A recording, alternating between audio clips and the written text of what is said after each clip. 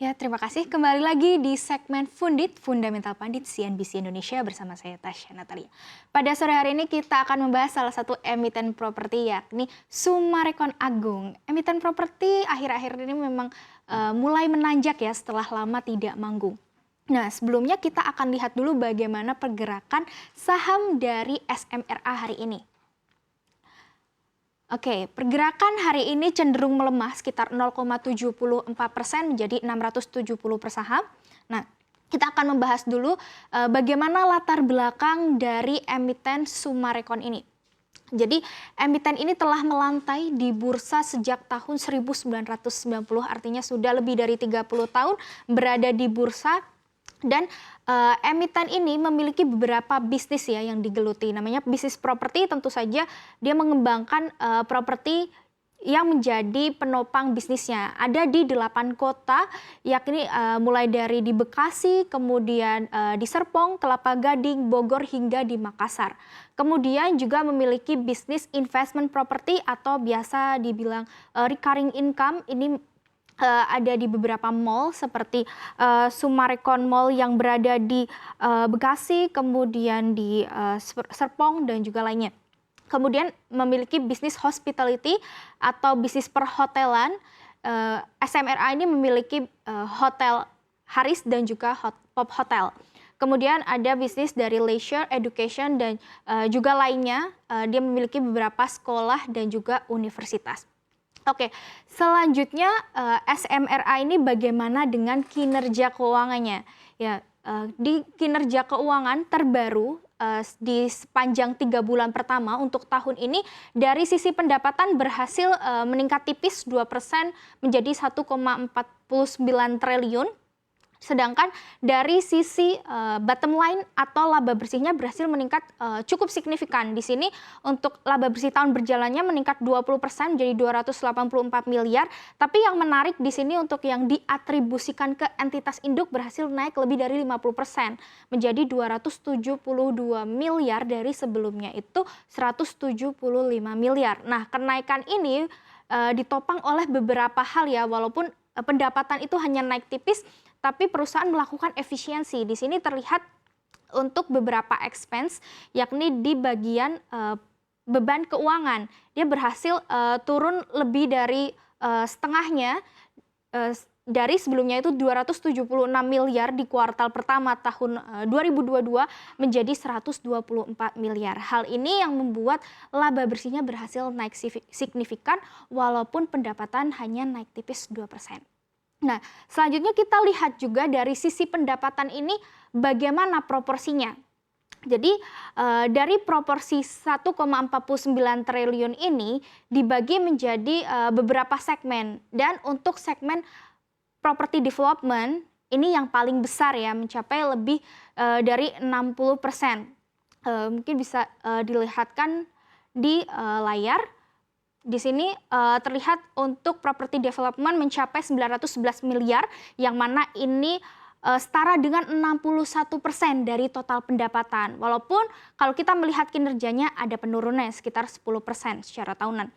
Tapi untuk segmen lainnya berhasil meningkat cukup signifikan, terutama di bisnis investment property yang naik 27% secara tahunan menjadi 395 miliar, kemudian lainnya juga naik untuk leisure dan hospitality yang paling besar ini 89% menjadi 102 miliar. Memang dari segi persentase tidak terlalu besar, tapi ini tentu membuat pendapatan menjadi lebih optimal. Apalagi untuk di tahun ini dari segmen recurring income tentu akan ada prospek yang positif karena hari ini juga dari pandemi sudah menjadi endemi, yang mana occupancy rate dari mall, kemudian dari mobilitas sejauh ini juga semakin meningkat, sehingga diharapkan recurring income ini akan memberikan pendapatan yang lebih optimal di sepanjang 2023. Oke, selanjutnya kita melihat juga dari sisi neraca atau dari seberapa kuat perusahaan ini mempertahankan kinerja keuangannya. Di sini akan ditampilkan di layar. Nah, pertama kita melihat dulu dari total aset perusahaan. Di sini terlihat ada kenaikan dari akhir 2022 menjadi 28,82 triliun ya di kuartal 1 2023 ini. Nah, dari total aset ini SMRA juga memiliki kas yang cukup tebal. Di kuartal 1 ini mencapai 3,26 triliun, naik dibandingkan dengan akhir tahun lalu di 3,14 triliun. Nah, kalau kita melihat dari sisi liabilitas atau kewajiban, ini ada kenaikan sedikit dari 16,68 triliun menjadi 16,78 triliun. Tapi yang menariknya adalah walaupun kewajibannya naik, di sini untuk net debt itu relatif cukup kecil ya, hanya 1,77 T dibandingkan dengan 16-nya tentu ini hanya sekitar 10%-nya. Dan kita melihat juga dari efektivitas perusahaan dalam kemampuan bayarnya, kita melihat dari debt to equity ratio, di mana untuk gross debt-nya memang mencapai 50%-an, tapi untuk net debt-nya ini hanya di 14,74% di kuartal 1 tahun ini. Sehingga kita menilai untuk kemampuan bayar dari Summarecon Agung ini untuk kewajiban jangka pendek tentu masih cukup memadai. Kemudian selanjutnya bagaimana dengan prospek bisnisnya, karena kita sudah melihat dari kinerja keuangan yang masih cukup positif, apalagi perusahaan juga melakukan efisiensi.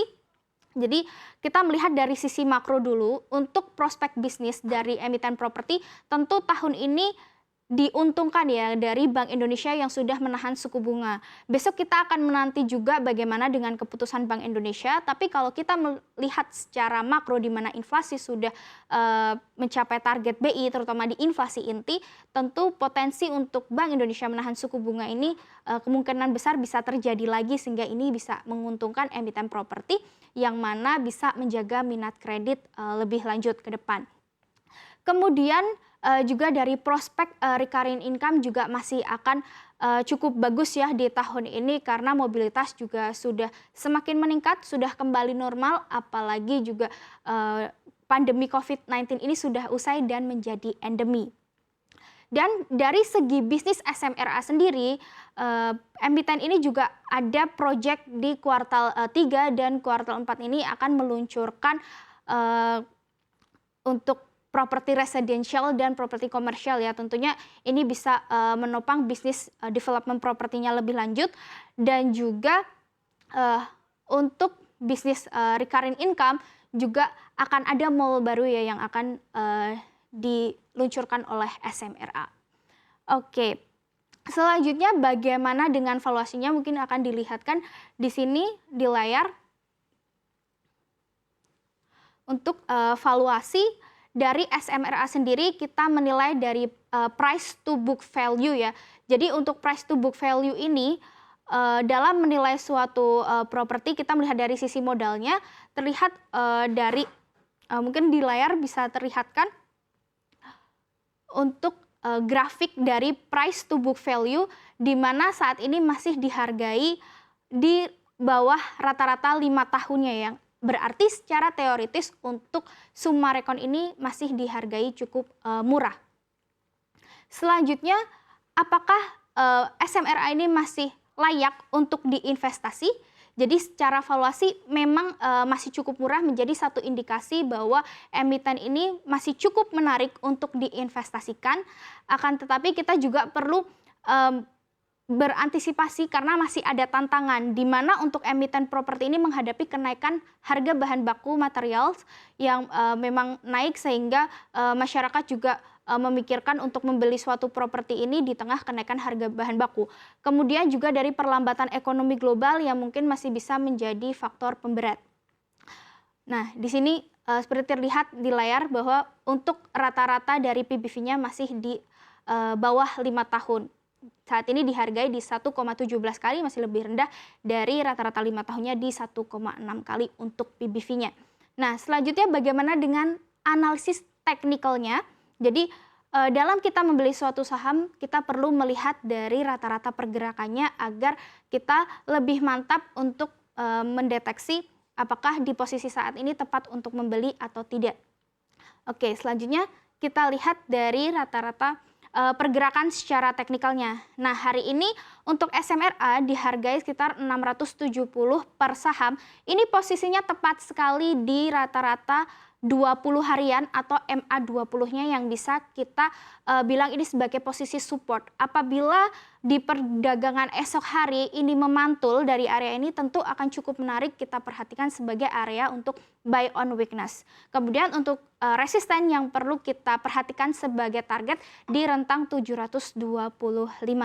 Nah, tetapi tidak menutup kemungkinan juga ketika kita melakukan trading dalam jangka pendek bisa saja terjadi penurunan yang perlu kita antisipasi dari support tadi di sekitar 670-an. Jika terbreakdown masih bisa dia menguji support selanjutnya di garis rata-rata 50 hari atau MA50 di sekitar 630. Mungkin sekian dari saya, Tasya Natalia. Saya kembalikan ke Safira.